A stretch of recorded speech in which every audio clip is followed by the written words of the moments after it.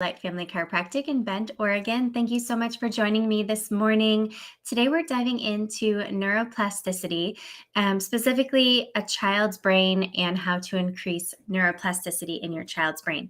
So we're going to talk a little bit sciencey today, and then we're going to talk really practical about ways that you can support your children through their growth and development to help their brain function at its highest. So I have, let me make sure, my chat box open.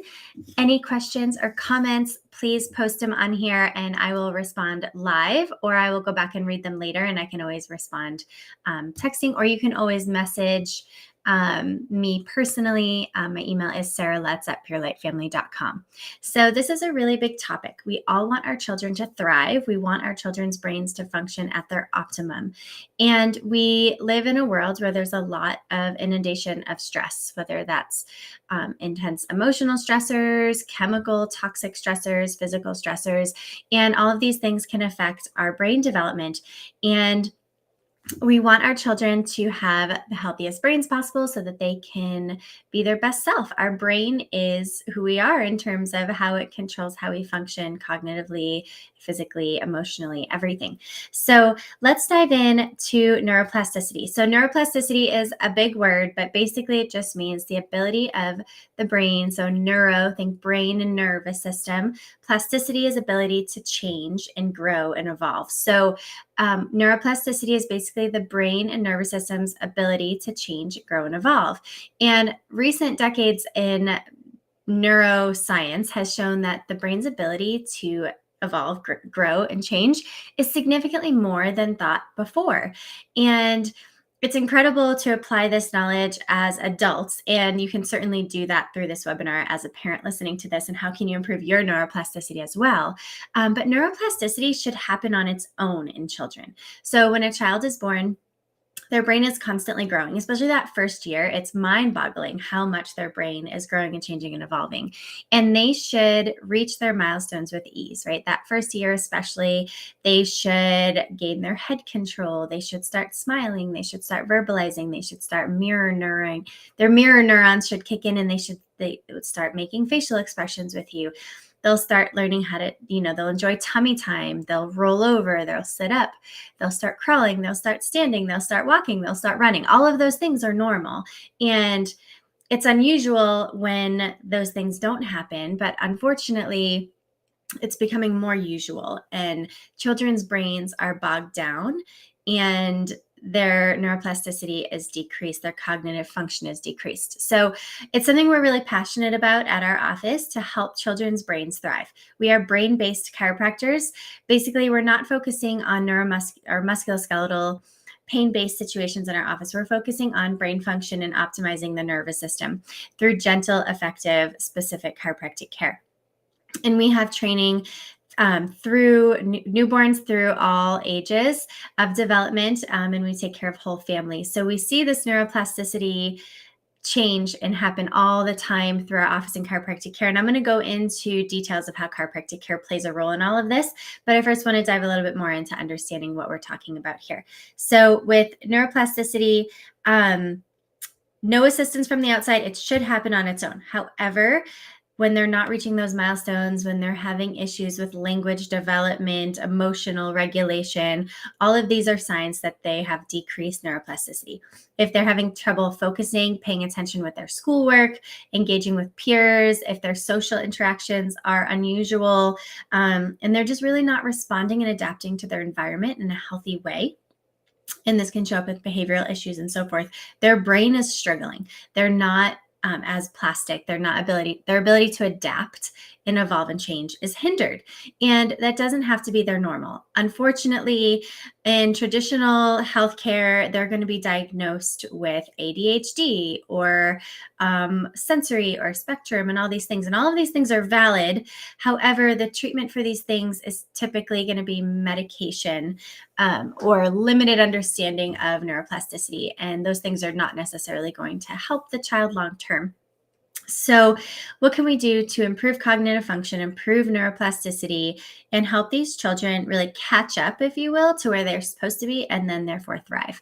So when children are learning new functions, this is helping. So, giving your child new things to learn is going to make a big difference. So just like how they learn how to walk and talk, they are going to need to learn how to read and ride a bike and learn new subjects, learn math, all of those things. The childhood experience of learning and going through schoolwork is going to challenge their brain. And when the brain is challenged, it's going to evolve and grow, it's going to adapt. And so, making sure your children in these environments of schooling or learning new sports or physical activities like riding a bike, making sure it's really wholesome and supported and meeting them where they're at, because you don't want them to feel discouraged and just go into more of that negative cycle and then not want to learn new things. So, it's really important to support them really attentively in these big endeavors of learning how to read, ride a bike, do all the things, right? Sports. A lot of kids have a lot of pressure on them to excel and succeed versus focusing on how is this affecting their long-term development and their brain development. We don't want them to be stressed. We want it to be fun. So a big part of a healthy brain and brain development and learning in kids is fun. So play-based learning is through most ages is really more beneficial than like strict traditional sit in a chair and don't move and just learn this information. That's not necessarily how kids thrive. Maybe some kids do, but it's not the normal in terms of how the brain develops. So, including physical activity and having like play-based learning, making things fun are all ways to help your children's brain thrive and learn and grow well. And so, when we talk about increasing neuroplasticity in the brain, this is serious. Like, it's not just like, oh, yeah, they're doing better at focusing, or they're doing better at remembering things, or they're doing better at socializing. Like, it's literally at a physical, cellular level, making huge changes in their brain. So, it increases as you increase neuroplasticity, you're increasing the density of gray matter in their brain, which improves overall cognitive function. So that's why you see better attention skills, better memory skills, better emotional regulation, better balance and motor skills and coordination, better language skills, more articulate, increased vocabulary. And you're increasing the density of gray matter, and then you're also strengthening the white matter, which helps the brain connect the different brain regions, and then left to right brain, which plays a huge role in so many functions. So problem solving, creative thinking, improved vocabulary, greater reading comprehension, increased ability to multitask. All of these things are all physical manifestations in the brain by improving white matter and gray matter in the brain and the brain's ability to heal and grow and evolve. So, doing all of these day-to-day things with you, helping your child learn, making sure they're in the right environment. If they're going, say, just for an example, if they're in, say, the public school system and they're not thriving, they're not having good connections with educators, teachers, they're not socializing well, maybe there's some bullying going on, maybe their report card is pretty poor, and maybe they're just overall bummed out and they don't want to go to school. And they're not thriving. And so often what happens in these situations is we think like, oh, well, this is what I have to do. So I need to like change my child in a way to help them conform to this environment. So there'll often be a diagnosis involved. There'll be like intervention in forms of like really focused, special classes for them. There'll be like psychotropic medications to help, their focusing with something like ADD, and all these things, changing the child to fit the environment instead of looking at how this environment isn't necessarily helping this child thrive. So not everybody has the ability to homeschool or to do a different type of schooling. And I'm not saying that anything is better than the other. I'm just saying, like, whether your child's homeschooling and they're not thriving, they need more social interaction, they need more stimulation and on all that. Like, whatever your child's situation is, just really check in with them and with your family. And are they thriving? And are there ways that you can support them to make sure that their brain is in a state where it's having joy and fun in the learning process, and that they're surrounded by peers that are supportive and really kind and helping them thrive and build those interactions? Social interactions are one of the biggest ways to improve neuroplasticity. So when you have healthy social interactions in whether it's a school environment or more of a fun environment, socially, not, family definitely, and then making friends, getting to know people, having those social times, that's a huge way that children's brains grow and develop. And this can definitely be child to child. Some children thrive with just like one or two close peers that they can really get to know and build relationships with. Some kids thrive more with like big groups of friends, where there's like big sports teams and lots going on. And again, every child is unique. As a mom or dad, you know your child better than anybody, and there's no right or wrong. So really, my whole point in this is evaluating, is my child thriving in the school environment? Are they surrounded by the children that are nourishing social interactions? And are their needs being met? And is there maybe a different scenario or a different environment that could support them? So we want to support their brain to adapt to their environment. And we also want to make sure that the environment is nourishing for them. So I know that was a little bit of a tangent. So I hope that all makes sense. So in terms of specific things that you can do to increase your child's brain neuroplasticity. So just talked about healthy social connections, making sure that they have opportunities for that. And you want to, anything you do to challenge your brain. So I talked about just basic schooling, learning, you're challenging your brain and learning, but what other things can your children do to challenge their brain and have fun and be creative? So learning music, learning an instrument is a really, really good way to increase their neuroplasticity. A lot of kids will start with piano or guitar or something like simple like a recorder. Just learning how to read music is to the brain learning a new language. So including music and learning instruments in your child's life will be really good for their brain neuroplasticity. Learning a new language. Unfortunately, in traditional schooling in the US, we don't really learn a new language until we're older. So I didn't learn a language. So we started learning French when I was in 7th grade. That's what, you're like 12 at that point. And that's still really good for 12-year-olds to learn a new language and have that neuroplasticity challenge to their brain. However, learning a new language younger would definitely be better. It's so awesome when there's bilingual families and they can talk to their kids in 2 different languages. We see it in our office. We have a few families, that are Hispanic and they're Spanish speaking and English speaking. And then another family who's from China and they're, speaking Chinese and English, and the child's brain is just thriving. Like you can see how nourishing learning that language is. So, any opportunities you can find to immerse your children in and around other languages is really beneficial. Learning how to just really be creative and artistic. So giving them a lot of different mediums to work with, whether it's simple like crayons and markers and paper, or like painting, clay, Play-Doh, giving them lots of opportunities to just be creative and have fun. Having them be creative with you, cooking in the kitchen, all of these day-to-day things, life skills they're learning, as well as it's increasing their neuroplasticity. So having them involved in day-to-day life. If you happen to live on some land where you have animals, where they can help care for the cows and the goats and the animals, like that's a really good opportunity for them as well. And being out in nature. Gardening is another really good way to get them, also out in nature. Hands in the dirt is good for their microbiome and their immune system. And they're learning new things. They're learning about nature. They're stimulated by the sound of the birds and the wind. And they're just really like immersed in nature. These things are so simple, but so good for their brain. Bare feet on the ground is really, really good for the nervous system and the brain.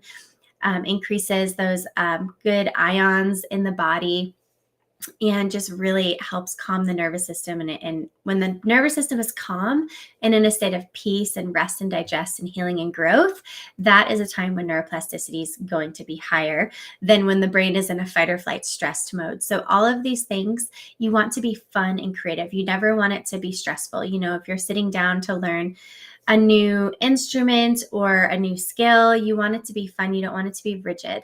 And if you see a child start to get frustrated and stressed, really looking at where that's coming from. And if they're feeling like this sense to be like perfectionist or they're getting frustrated, really evaluating where the stress is coming from and trying to shift and transition. Sometimes that need to like color in the lines and be perfect is actually a healthy thing in terms of their brain's neuroplasticity. They're trying to master something, they're trying to master a skill, and really being there as support as a parent figure to really help them know that it doesn't have to be a certain way right away, and encouraging to celebrating mistakes, I guess, is what it is. It's like you don't want a mistake to be like they're punished for it, emotionally, but like they're celebrated, like, oh, you made a mistake. That's how we learn. Like, let's keep practicing. And if they're getting too frustrated with something, maybe taking a break, looking at something else, going back to it, or if they're really persistent, encouraging them in the most positive way possible so that they're not feeling stressed.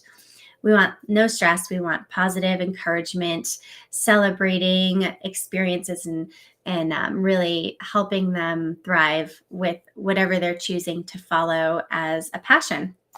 And so exercising is another really great way to improve neuroplasticity. Increases lymphatic flow in the body, increases blood flow to the brain, stimulation to the brain. So kids should naturally just be out and about exercising. Like our daughter, just every opportunity to ride her bike, ride her scooter, run around, play catch, chase a ball, all these things. Just being outside, they're naturally going to exercise. If they're inside, if they're like my daughter, like doing handstands on the couch and just wanting to practice all her gymnastics moves around the house, like they're naturally going to be exercising. I think as adults, we can learn a lot from that. And yes, thank you, Jared and Kelsey. Yeah, celebrating those mistakes. And that's something I'm learning right now as a mom with our 4-year-old, because she loves to color and loves to, create things. And she gets frustrated when what she sees in her mind isn't what she sees on the paper, because she's only 4 and she's still learning a lot of skills. And so there'll be some days where she crumples up the paper and throws it and she gets upset. And we talk through it. And I want her to have fun in this process. It's good that she's trying to be her best. And it doesn't have to be stressful. So we're really helping guide her through that. So that's something I'm learning right now, and celebrating those mistakes and helping her thrive and enjoy her experience of coloring. And so back to exercise, should be just something kids are naturally doing, but you can encourage exercise through activities. There's some great programs locally. There's this one woman who hosts Bend Bits as her company, and she hosts throughout Central Oregon, Sisters Bend, Redmond, and beyond, like these exercise classes outside where there's obstacle courses and challenges and like physical things that these kids are doing as a team and in groups. So things like that. There's so many things. That's just one example. Gymnastics classes are really, really great to help children have body awareness and learn new skills. Dance classes are really fun. Soccer, basketball, all the sports out there. If your child thrives in that type of competitive team environment, all of those things are going to get them the exercise they need and increase their brain's neuroplasticity. So there's so many things. That's like a whole, like we could talk for so many things about options on that. So exercising is really good. And another one that's not really thought about as much is traveling with your kids. So traveling increases, as an adult, it increases your humanity and your awareness of other cultures and things in life. And if you can travel with your kids, even if it's just domestically, locally, and bring them to new places, these new experiences of going on an airplane or going on a road trip, going to new towns, new countries, new places, hearing new languages, all of these things, being immersed, traveling is really, really good for neuroplasticity. Traveling with kids is definitely not easy or relaxing, but it's really, really good experience, life experience, and it improves their brain's neuroplasticity. Other things, so now those are just day-to-day things that you can do. And now I want to dive into how to increase neuroplasticity through healthcare choices. And first off, I'm going to say chiropractic care for your baby and children is essential. And if you're new to chiropractic care in the pediatric population, I just want to first off say it's very, very gentle. It's way different than what you traditionally think of in terms of chiropractic. And in our office, being a brain-based office, we're very specific and gentle with our care in general, but especially with children. We use gentle adjusting techniques that use, light touch or low force instruments to really help balance their brain and body, build better connectivity between the brain and the body. And all of this is clinically proven, and research is coming out more and more to show how much a chiropractic adjustment increases the brain's neuroplasticity. Every adjustment that is delivered activates the frontal center of the brain. The frontal lobe of the brain is that higher functioning of the brain, and every adjustment increases blood flow to the brain, which increases basically all the nutrients and needed health benefits of the blood going to the brain. So the blood flow to the brain, the neural stimulation to the brain, when the spine is moving properly and aligned properly, that's actually 90% of the stimulation and nourishment of the brain. So if you have a healthy spine, you have a healthy brain. And a lot of times in our culture, we don't think about having a healthy spine until our spine hurts and we're older. But pain comes way, way later. Dysfunction in the spine can happen at a very young age, even as early as a newborn from the birth process. We see this all the time. And dysfunction in the spine equals dysfunction in the brain. The spine is literally connected to the brain. It's like an extension of the brain through the spinal cord. So when the spine is healthy, the brain is healthy. And so when we're looking at the cranium and the entire spine and how that's affecting brain development, it's interconnected, it's directly connected. So gentle chiropractic care for your kiddos, absolutely essential in having a healthy brain and neuroplasticity in your children. We call all of our babies and kiddos that have, get adjusted through after birth and childhood, like these superhuman chiro kids, because they are just absolutely thriving. And unfortunately, that's not the norm. And when you see the kids in our office who have been adjusted from the beginning and they're hitting their milestones earlier on time, and they're just so articulate and their language is off the charts good, and they're just so coordinated and so balanced and so happy and so healthy and regulating emotionally and just learning so fast. Like, it's just like, wow, like your children are really doing great. It's like, this is how they were designed to be. This is how God designed them to be. That's just not the norm, because so many kids are bogged down. Their nervous systems are stressed. They're filled with toxicity and they're just not thriving. So this is one of the reasons we do these webinars, is because we're so passionate. We see that contrast, in the kiddos that are living that lifestyle of holistic health versus the kiddos who are really trying to process all of the stress that they're inundated with. And we can help. And that's why we love seeing and serving this community. So on top of getting adjusted, number one, and these other two we can guide you through if you're someone who comes into our office one-on-one, but nutritional support, and then detoxing. So nutritional support, think antioxidants, decreasing those free radicals in the brain and the body. So vitamin C, antioxidants, so fresh fruits, or definitely organic. Stay away from GMO. Glyphosate toxicity is so bad for the brain. And really nourishing whole foods are going to play a huge role in your child's brain development and growth. Staying away from seed oils, processed foods, frozen foods, microwaved foods, all that junk. No, stay away from the junks and the sugars and the candies as much as possible, and focus on whole foods, balanced, good proteins, good fats, lots of good fruits and veggies, all those things. We all know that. And it's a good reminder that all of that plays a huge role in neuroplasticity. There's certainly supplements that can help too. We're a big fan of cod liver oil to support the brain development for those omegas. And there's, definitely personalized recommendations we give people nutritionally for supplements if needed to help support the brain. And then detoxing, detoxing and avoiding toxicity. So we have whole webinars on this, but basically get the toxins out of your home, get some cleaning products, skincare products, shampoos, conditioners, laundry detergents, get the toxins out, ditch them. There's lots of good healthy options. EWG.org is a great website where you can really find products that are clean and healthy for your family, and detoxing the body from the toxins it's already exposed to. So we have certain protocols and recommendations and supplements that we do in our office, but really the more that you can avoid the toxins, the more the natural detoxing pathways in the body are working better. And then so the body can naturally detox, but then we have ways that you can also support the natural detoxing in the body.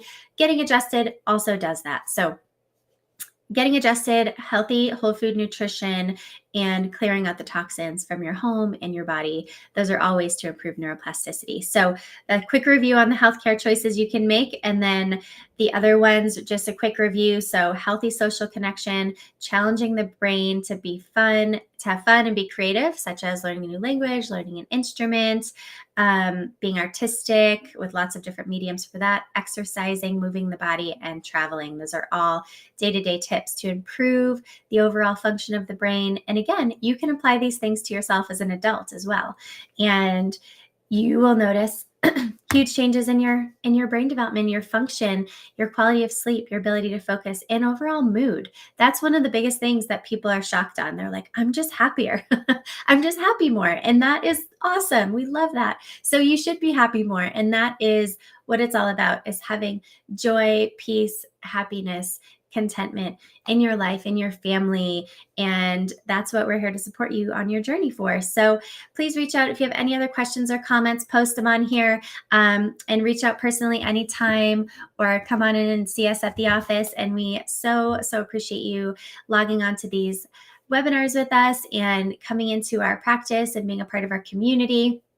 We have big things coming. Our new office space, which is much bigger, it's going to be all beautiful, new, custom, will be moved in about 6 weeks. So stay tuned. We're really excited for that. We can't wait to share that with everybody. All right, everybody, have a great rest of your Tuesday. Thanks so much.